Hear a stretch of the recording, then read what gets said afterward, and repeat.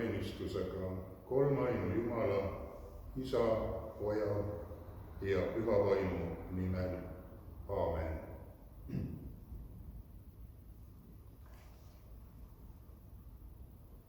See on see päev, mille Jehova on teinud.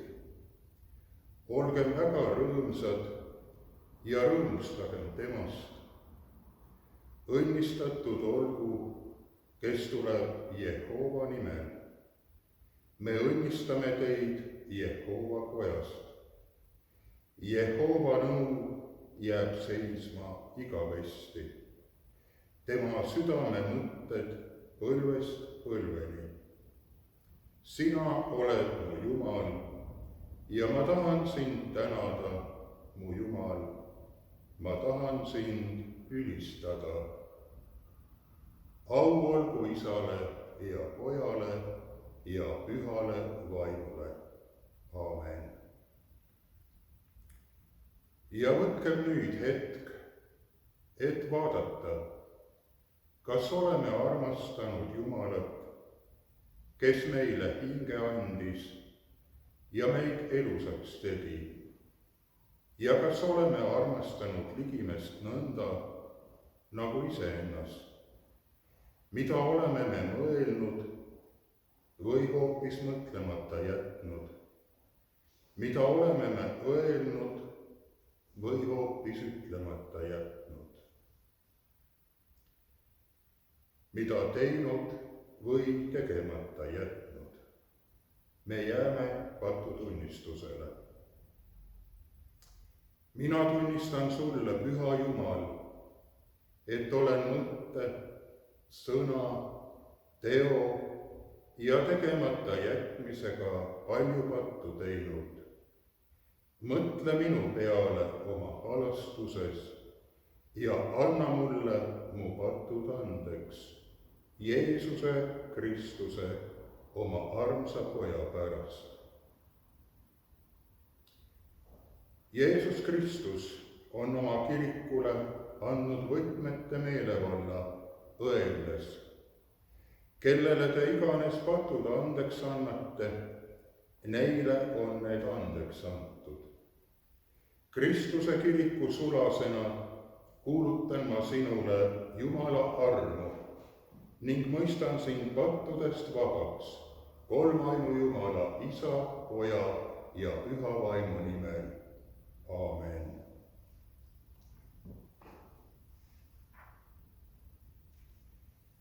Ja me tunnistame üheskoos oma püha ristiusku apostliku usutunnistuse sõnadega.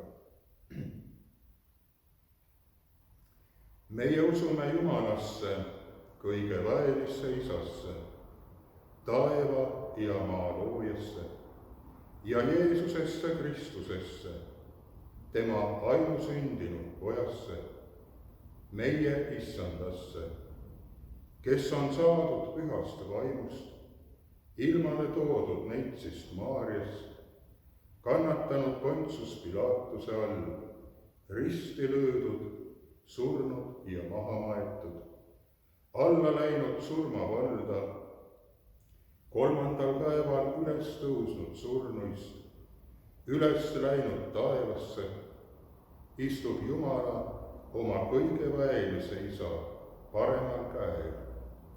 Sealt tema tuleb kohut mõistma elavate ja surnute üle. Meie usume pühasse vaimusse, üht püha kristlikku kirikut, pühade osadust, pattude andeks andmist, ihu ülestõusmist ja igavest elu. Aamen. Ja me kuuleme Jumala sõna esmalt koguja raamatust 9. peatükist 13. 18. salmini. Sedagi tarkust ma nägin päikese all ja see oli minu meelest suur. Oli väike linn ja selles vähe mehi. suur kuningas tuli selle alla, piiras seda ja ehitas selle vastu suured piiramistornid. seal leidus vaene tark mees, kes oma tarkusega oleks võinud linna päästa. aga ükski inimene ei mõelnud sellele vaesele mehele. siis ma ütlesin, tarkus on parem kui ramm, aga vaese tarkust põlatakse ja tema sõnu ei võeta kuulda. tarkade sõnad, mida rahulikult kuuldakse, on paremad kui valitseja karjumine alpide seas. tarkus on parem kui sõjariistad, aga üksainus patune rikub palju head. Aamen. ja veel kuuleme Jumala sõna Matteuse evangeeliumist 20. peatükist 25. 28. salmini. aga Jeesus kutsus nad enese juurde ja ütles, te teate, et rahvaste valitsejad peremehetsevad nende üle ja suured meelevallatsevad nende kallal. nõnda ei tohi olla teie seas, vaid kes iganes teie seas tahab saada suureks, olgu teie teenija. ja kes iganes teie seas tahab olla esimene, olgu teie sulane. nii nagu Inimese Poeg ei ole tulnud, et lasta ennast teenida, vaid et ise teenida ja anda oma elu lunaks paljude eest. Aamen, halleluuja. ja me jääme palvesse.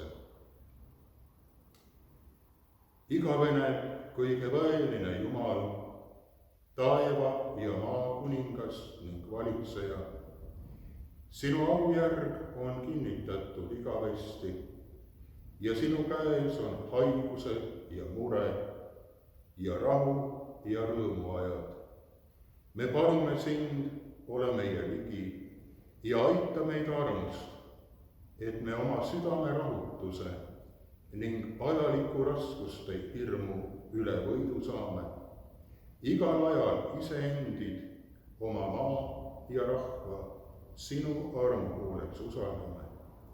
sinu varju ja kaitse all julgesti elame ja raskustele, mida sa meile saadad, sinust kinni hoides kindlal meelel vastu läheme. Jeesuse Kristuse, sinu armsa Poja, meie Issanda pärast. Aamen.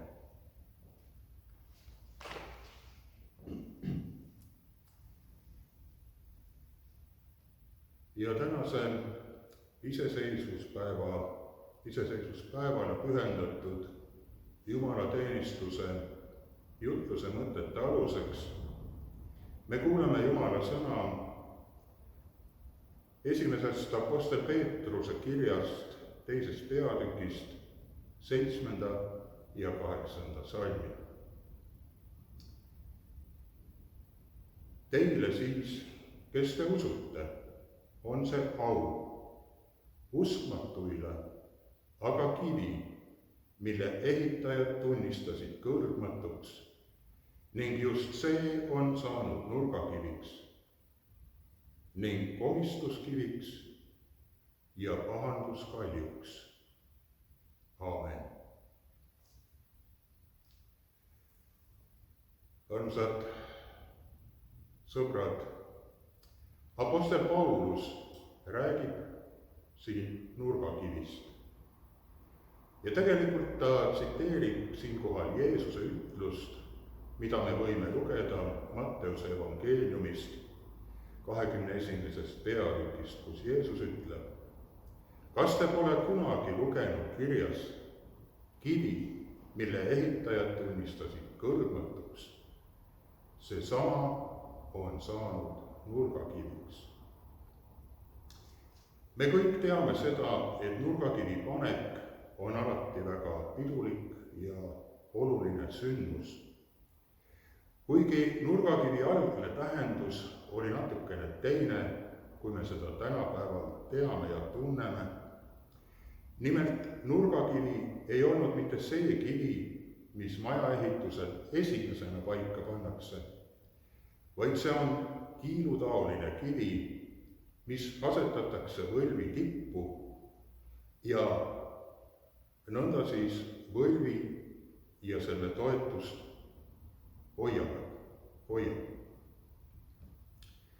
103 aastat tagasi pandi nurgakivi meie rahva suurimale ühisele ettevõtmisele, Eesti Vabariigile. Iseseisvusmanifestis sõnastati visioon, milline uus riik peab välja nägema ja millised on need põhimõtted, mis teda koos peavad hoidma. Loomulikult leidus ka neid, kes selles sammus kahtlesid ja seda kõlbmatuks pidasid. On oluline teada, et enamus selle riigi rajajatest ja nurgakivi panijateks olid kristlased. Ja tänu nende usule ja veendumusele võime nüüd juba üle 100 aasta olla tänulikud ja uhked iseseisvuse üle.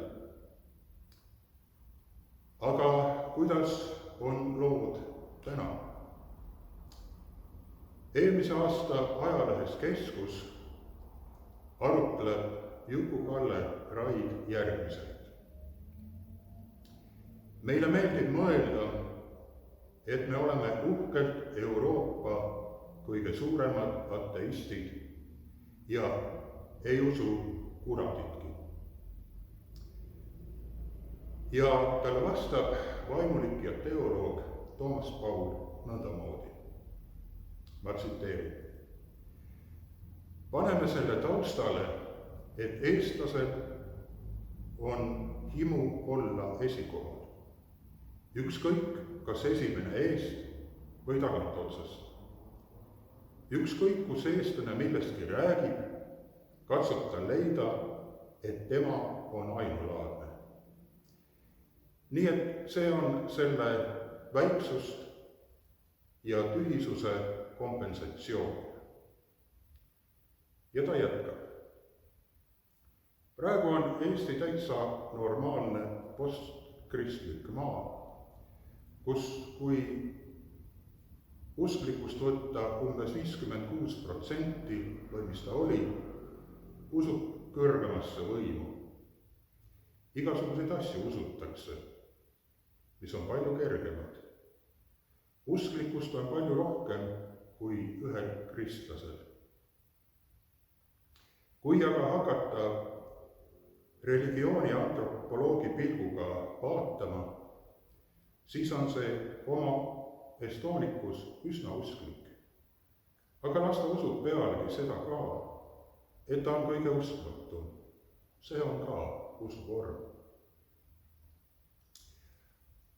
On väga ja vägagi oluline, et need, kellede kätte täna on usaldatud Eesti ühiskonna ja elu kujundamine, peaksid ikka ja jälle silmas pidama, et see kujundamise ja elu korraldamine toetuks ja sobituks nurgakiviga ja kogu juurde ehitatud ja ehitatav võrgustik sobituks sellega. Loomulikult peaks see olema põhiseadus, aga jällegi küsimus, kas seda tehakse? Me oleme ja elame juba aasta väga keerulises ajajärgus. Mitte ainult Eesti, vaid pea kogu maailm. Kuidas rahvajuhid sellises kriisis käituvad, näitab nende hoolimist oma rahvast. Kristiina Ehin on kirjutanud ühe luuletuse, mille pealkirjaks on pealkirjata. See on pikk luuletus, aga ma tsiteerin seda valikuliselt. Eesti, näpuotsatäis maad heleseinisel planeedil. 2 Grammy't, 5 tosinat olümpiakulda, veerand sajandit pimedas polaaröös oma Nokiat otsimas.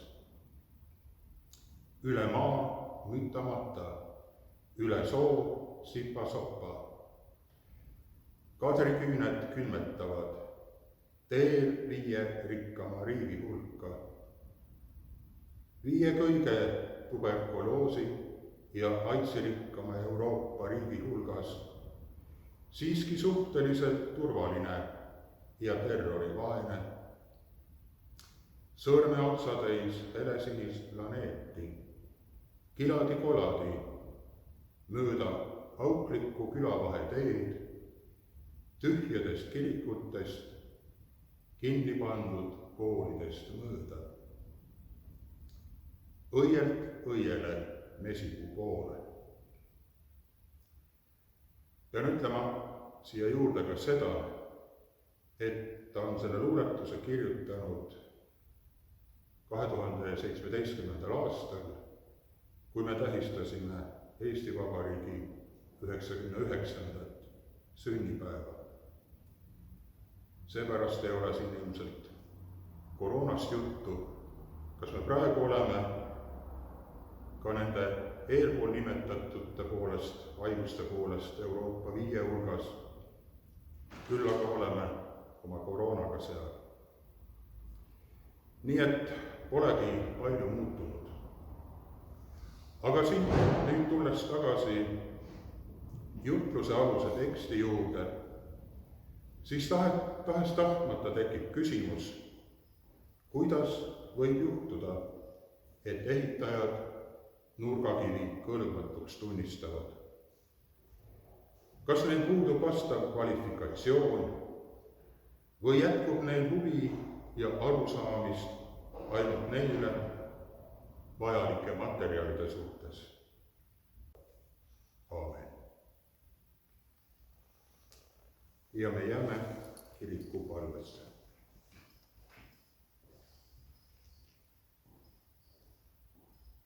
Kõige väeline Jumal,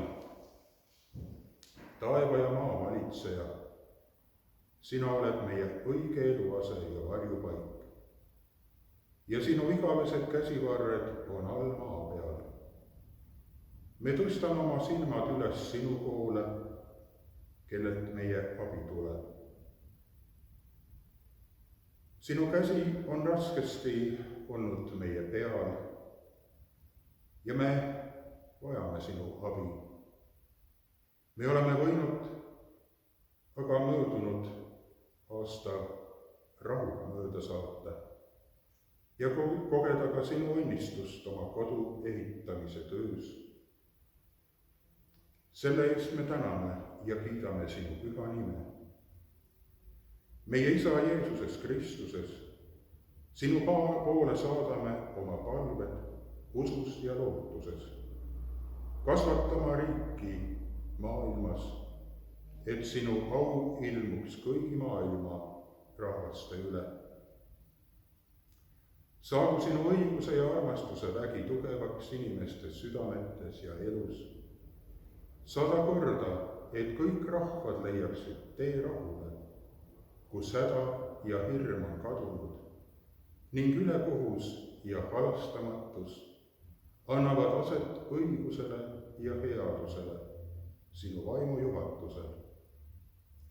Tee, et rahvaste juhid ja valitsejad laseksid ennast juhtida sinu püha sõna tõest ja väest, mis Jeesuses Kristuses on ilmunud. Õnnista selleks oma sõna kuulutamist kogu maailmas. Ole meile armuline ja kuule meid. Helde Jumal, vaata ka edaspidi armuga meie maa ja rahva peale. Anna meile andeks, milles oleme sinu vastu eksinud. õpeta meid mõistma sinu mõtteid, mida sa paned murepäevadesse, ja nägema õnnistust, mis on varju kannatustes. Õnnista meie rahva elu ja tööd, juhata ja kinnitama vaimu läbi vabariigi presidenti, valitsust ja kõiki, kes seisavad meie riigi ehitamise töös. Anna meile süda, mis alistub sinu tahtele, ja meel, mis nõuab sinu riiki ja õigust. Tee, et Jumala kartus, südame puhtus, ausus ja õiglus ning armastus pühitseks meie tööd ja tegu. Hoia meist eemale välised hädaohud ja kõik, mis võib rikkuda rahu ja üksmeelt. Ole ligi kõigile, kes käivad kannatuse teed, kes peavad olema praegu haiglas selle viiruse tõttu ja ka teiste haigete üle. Varja kõiki meie koduseid. Ole varjupaigaks ja armuandjaks vaestele ja kodutuile. Kinnita neid, kes on kurvad omaste pärast, kelle tee on kadunud sinna, kuhu armastuse silm ei ulatu nägema ega käsi enam aitama. Mõtle nende peale, kes oma rahva kodu kaitstes on kaotanud tervist ja pidanud enda peale võtma raske vaevade koorma. Aga issand, meie vanemate Jumal, kui sinu tahtmine on see, siis aita, et meie rahvalapsed, nii vanad ja noored, kõigist maailma otsadest saaksid koguneda jälle oma põlisesse kodusse, mille sa meie vanemaile oled andnud. Sina, kes sa oled meid juhtinud oma riigi vabadusele.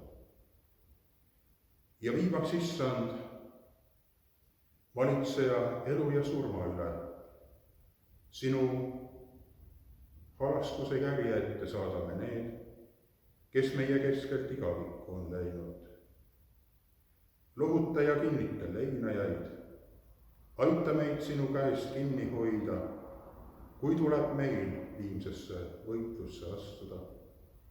Saada meid siis oma käe kõrval surma ööst läbi igavikku valgusesse, Jeesuse Kristuse, meie issanda pärast. Ja selleks me palume koos sinu enda õpetatud sõnadega. Meie Isa, kes sa oled taevas, pühitsetud olgu sinu nimi, sinu riik tulgu, sinu tahtmine sündigu, nagu taevast, nõnda ka maa peal. Meie igapäevast leiba anna meile tänapäev ja anna meile andeks meie võlad, nagu meiegi andeks anname oma võlglastele. Ja ära saada meid kiusatusse, vaid päästa meid ära kurjast, sest sinu päralt on riik ja vägi ja au igavesti. Aamen. Ja issand, õnnistagu sind ja hoiku sind. Issand, lask oma pale paista sinu peale ja olgu sulle armuline. Issand, tõstku oma pale sinu üle ja andku sulle oma rahu. Kolmainu Jumala, Isa, Poja ja Püha Vaimu nimel. Aamen.